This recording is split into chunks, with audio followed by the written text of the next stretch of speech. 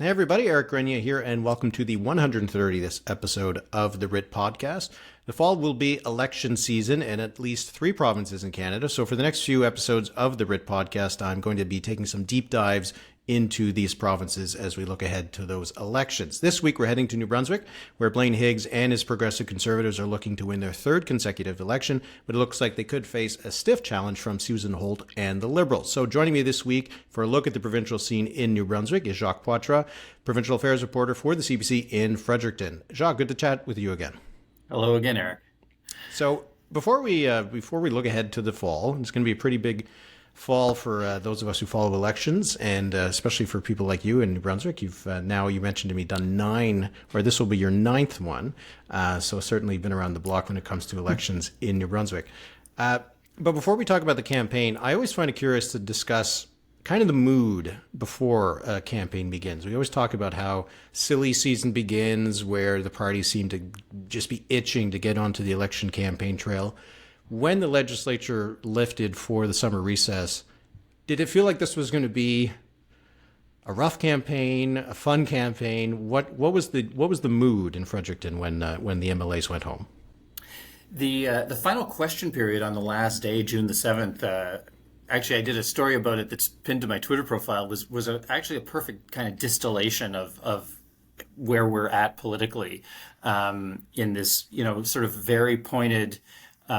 And well-argued exchanges between the Premier, Blaine Higgs, and the Liberal leader, Susan Holt, about, the Premier being accused of circumventing process and mismanaging and micromanaging various files, this whole controversy about travel nurse contracts, and then the Premier arguing, yes, I am different. Yes, I have sort of blown up the old model, but I've blown it up in the right way. I don't do politics as usual. The population has grown at unprecedented levels here. The budgets are balanced. He's lowered taxes.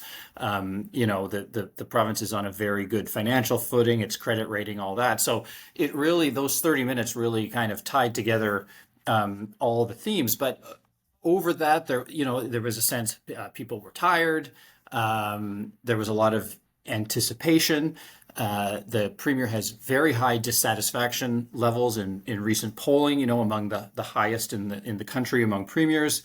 And yet the polls have been close. The election's hard to predict. Everyone is anticipating a very close campaign that could be decided in a handful of ridings. So that was all in the mix. And then we had this whole drama layered on top of that has been a very tumultuous year for Blaine Higgs and his party because of various issues that we'll get to later, that really split the party. So we were sitting there in the legislature, and there were several PC MLAs who had announced they weren't running again.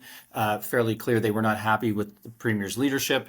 There were others that we hadn't heard from yet when we were wondering whether they would run again. So a lot of suspense and in a way typical pre-election vibes. Have you gotten has the campaign started? Like, are we seeing people on the campaign trail? Are they, or are people waiting until we get a bit closer to election day before they really start putting any effort into it? Yeah, I mean, the door knocking is underway in a big way. There have been signs up. Now, there's limits on advertising pre-writ, but, MLAs can put up sort of generic, have a great summer from your MLA signs, which some have cleverly done. Some candidates have put up signs. One put up signs wishing people a happy Canada Day. There are a limited number of pre-writ spending, limited amount, I should say. So there've been some things like that, and then the Premier had this party news conference a couple of weeks ago. Actually, it was 4 simultaneous news conferences in 4 parts of the province with various sitting members and candidates to make this promise on reducing the HST. And so that was really the first real campaign style event. And it had some people thinking there was going to be an early call because all we got was this advisory from the party that there'd be these 4 things happening at the same time, one of them including the Premier. And many people speculated it was an election call, although logistically it didn't look like an election call. But that got everybody worked up. So we're definitely into the pre-campaign silly season. All right. Well, then let's talk about the PCs and them getting started on this with that announcement you said. So maybe a soft launch of a campaign. We'll see. The biggest question I always have when it comes to elections is when they're actually going to happen. And that has been a big issue in New Brunswick because Blaine Higgs has been pretty open about mulling early election calls at various times. Is the election actually going to happen on October 19th as it's supposed to happen? 21st is actually the fixed 21st. But it's possible it'll be early. The premier kind of famously by now went through 6 weeks of hinting about an early election last fall when there was all this turmoil in his party, and he was, threatening an early campaign in a way to sort of keep his caucus in line. He did an early election in 2020, 2 years early. So it's not like he's averse to it. And last fall, I mean, the bus was ready. We had a photo of the bus with the slogan. The premier himself said it was very close to him going. And then at this news conference where he announced this promise of an HST cut. So he didn't cut the HST 2 weeks ago. He said he would if reelected. He was asked, any chance you'll go early? And he said, well, we know the election won't be any later than October 21st. So that leaves the door wide open, obviously. I don't know that there's a particular advantage or disadvantage to calling an election 3 or 4 weeks early, other than some of the rules in the act don't apply or apply differently. But that idea is out there, and other parties are talking about the possibility. And traditionally, if I'm not mistaken, September usually is election month in New Brunswick, isn't it? Yeah, the original fixed date law had fixed a date for third Mondays in September, and then was later amended to set it to third Mondays in October. So, if I'm not mistaken, this is our first fixed date election with the October timeline. But yeah, September generally was the date. Although before we had fixed date legislation, they were all over the place. Right. Sometimes in June, sometimes in September. Yeah. Okay, so we had this announcement of more or less a campaign promise from the government, not promising to do it unless they get elected. What else is going to be the strategy for the PCs in this campaign? What are they going to be putting in the window? What are they going to be saying about the opposition? Well, a year ago, there was a strong feeling that the premier's move towards social conservatism and kind of culture war issues, pronoun policy in schools for trans kids and sexual education and some other things. It felt like that was the strategy, sort of as a base mobilization kind of thing. But I think it's pretty clear now that that is still out there, and we may see messaging on that under the surface. But it seems pretty clear that he's going on cost of living. I mean, this HST cut of 2 percentage points. So in New Brunswick, the combined HST rate is 15%, the federal plus provincial. So that would take it down to 13%. I mean, it's a very visible tax, right? We see it every day.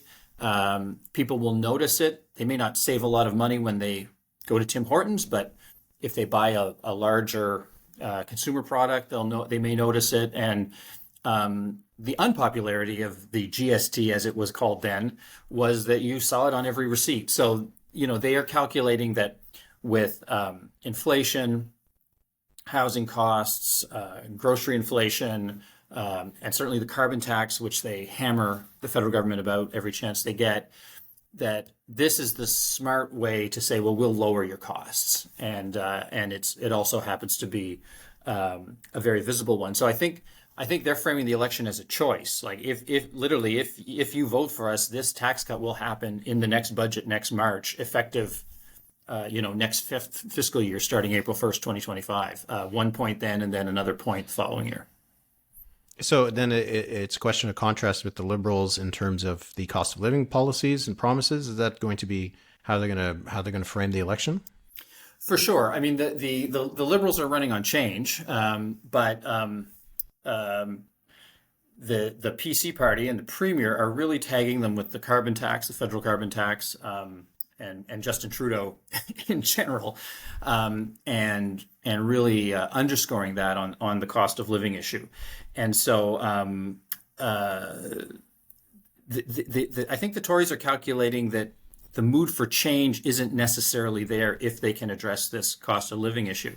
And we've seen this anti-incumbent mood in elections all over the world in the last year, from the UK to Manitoba. And so that doesn't work for Higgs, but I think it's almost like they're trying to make Trudeau the incumbent that the provincial PCs are running against. So you mentioned the social conservative policies, the gender kind of issues, those culture wars kind of topics that have been brought up by Blaine Higgs and the PCs over the last little while.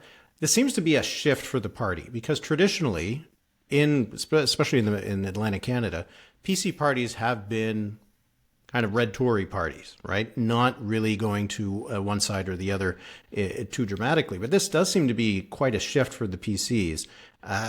What is behind it? And is it going to be something that they're going to be talking about on the campaign trail? I actually don't think that it is necessarily electoral strategy. I mean, that is the take that a lot of people have had. And this policy change on the pronoun policy in schools, which basically says if a student is under 16, parents have to consent to the school using a pronoun or a name they choose, is a fairly narrow change. But when it has come up, the Premier has brought all kinds of other topics into it, like drag queen story time in schools and things like that. But I'm not convinced that it's calculated, because there's high electoral risk with it either as well. I mean, it's not clear how it would play out in the campaign. I think he actually sincerely believes this stuff. He is very conservative, quite socially conservative. And there have been other issues over his time in office, like big hospital reform, like possibly replacing French immersion in English schools with a new program, where he has backed down when the heat got to be too much. And on this one, he hasn't. So I have to think that there's some real belief in it, despite the potential political cost. But one thing it has done, there are progressive conservatives who, it's not like the old moderate progressive conservative party embraced LGBTQ issues or anything in a big way, but they always sort of were cautious and tried to be, they'd say they're socially progressive and fiscally conservative. And a number of the people who believed in that vision, who sort of go back to the Bernard Lord days, who was famous for straddling the political center in all kinds of ways, have opted not to run. They were among the MLAs who rebelled, not just on the pronoun issue, but also because they felt that Higgs wasn't keeping the tradition of, a strong caucus voice, strong caucus consultations, giving caucus a role in policy development, that he was centralizing everything, and this ran contrary to the party's principles. And so that's why they've left. And a couple of times when some of these MLAs decided not to run, the Premier said things like, well, maybe tough decision-making wasn't the kind of politics that they wanted. Maybe it wasn't for them. But we're also bringing a lot of new people into the party. Now, the new people that are coming into the party include some very socially conservative members and candidates, and we will see how that plays out. Do you get a sense that this has had an impact on the party's organization, or has it split the volunteers, the donors, or are those folks pretty much on side with Higgs? Well, anecdotally, it doesn't. You don't have to work very hard to find PC members who are unhappy with the Premier and who may choose to sit this one out. It's kind of hard to quantify it, but that is definitely there. So that could hurt them. They are behind the Liberals in candidate recruitment and candidate nominations. But it's hard to say. On the other hand, I ran into someone yesterday, longtime progressive conservative, who actually supported an effort last year to review Higgs's leadership, to get him out of there, and supported these MLAs who were saying he's too top down, he's not consulting caucus. And he said, I really don't like him, but I can't vote for Susan Holt and the Liberals, so I've got nowhere else to go. So I think voters like him and party activists like him will have quite an influence on the outcome. If a lot of those people do come home because they can't bring themselves to vote Liberal, Higgs could still emerge with a majority. All right, well then let's talk about the Liberals. If they're setting this up as a change campaign, is that going to be the only thing we're going to hear from them during the campaign trail? That's their strategy? Is this change and we're the change agents? I think so. I mean, it's all we're hearing from them now. Susan Holt is on this. She's spending the whole summer touring the province, and every day on social media, she's got videos and lists of 4 or 5 stops she's making in every corner of the province every day, and she's calling it the road trip for change. And so she's out there putting in long days, being visible, attending community events, summer festivals, and all that.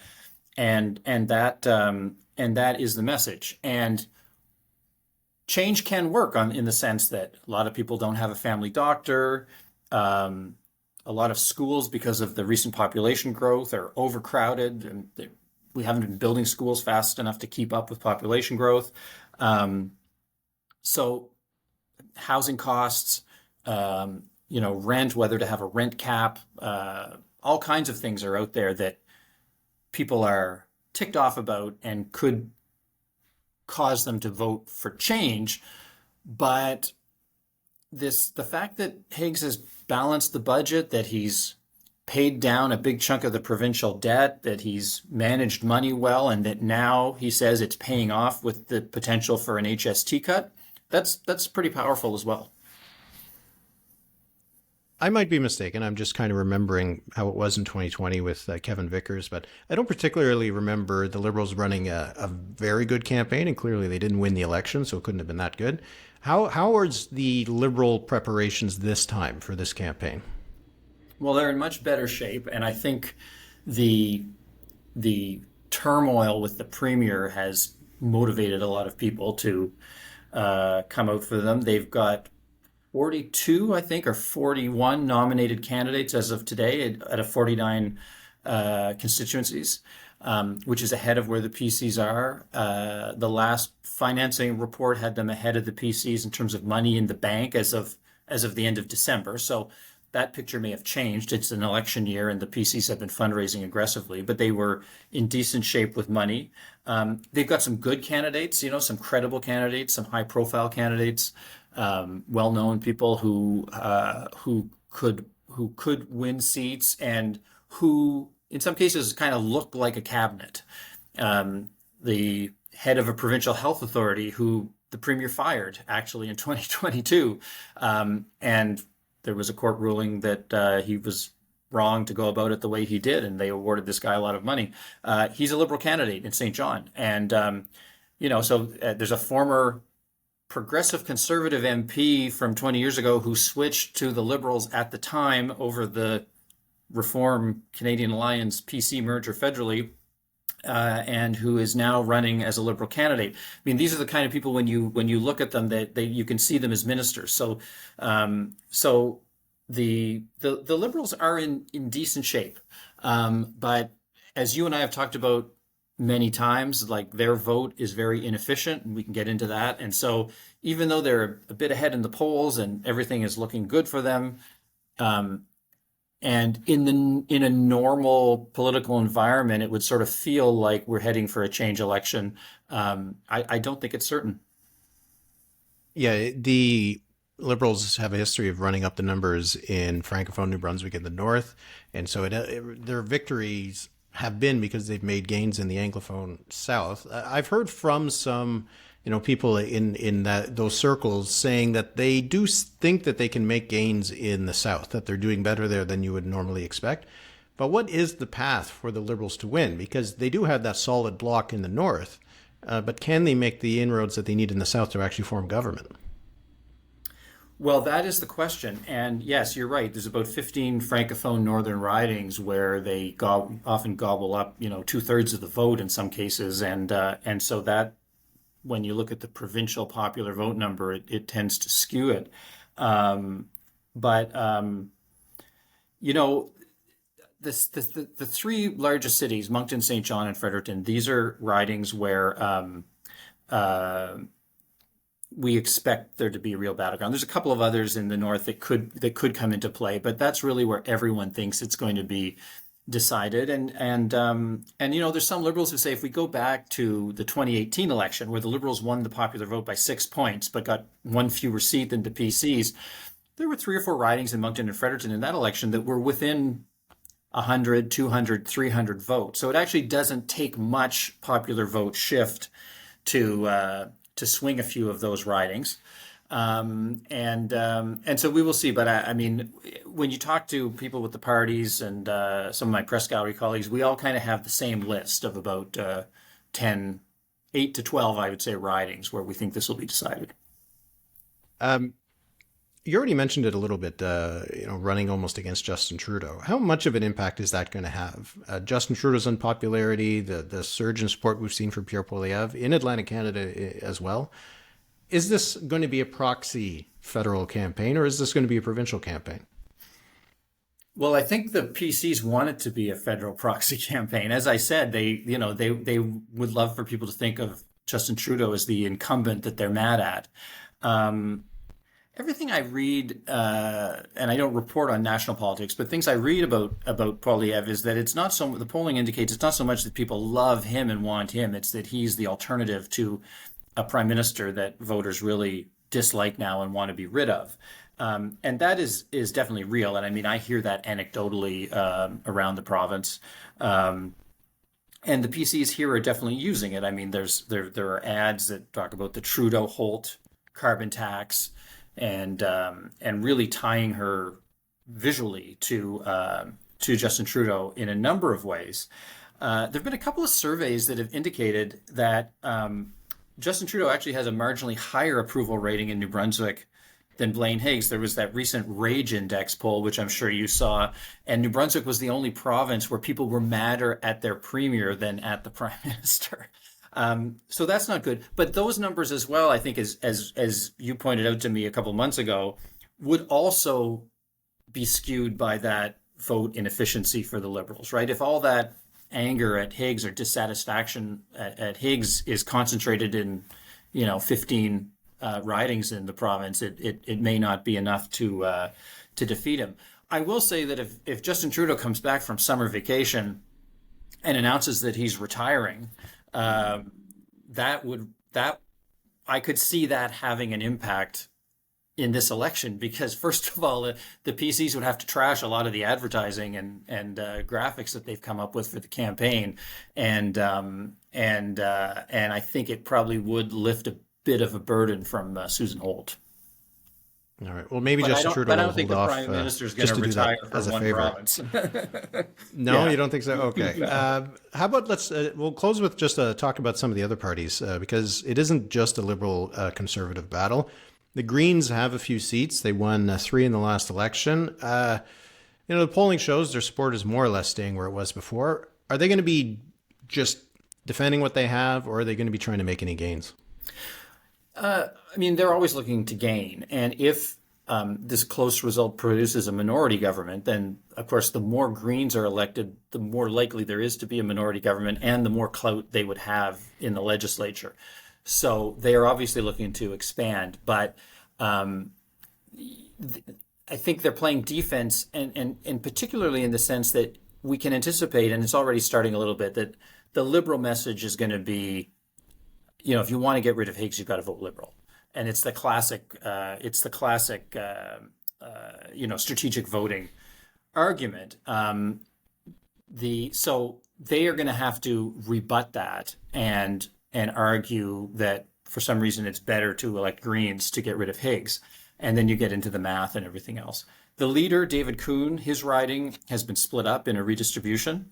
So although he's very well regarded around Fredericton, he's got a chunk of new territory where he's got to win support.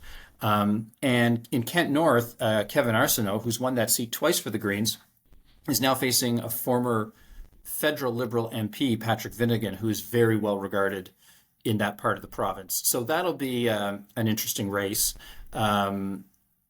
Although if you end up with a Liberal or a Green in that riding, that doesn't change the anti-Higgs math, because if the PCs don't get a majority, the Green leader has already said he won't prop up Higgs in the legislature. So there's no net gain for getting rid of Higgs in that riding. All right. Well, it'll be interesting to see if there's going to be some other races where it isn't going to be Green Liberal fights, right? Where there could be a choice that voters have to make between electing a PC candidate or going to the Greens or the Liberals. So we'll see if there'll be some of those ridings, but they'll play an interesting role in this campaign. But will any other party play a role? The polls sometimes give the NDP 10%. The last election, they got under 2%. The People's Alliance has more or less imploded. It got folded into the PCs and is now somehow still surviving as some sort of zombie party. What role are these going to have in the campaign, if any? It's going to be hard for both of them. As you said, the NDP got 1.7% in the poll, in the popular vote last time.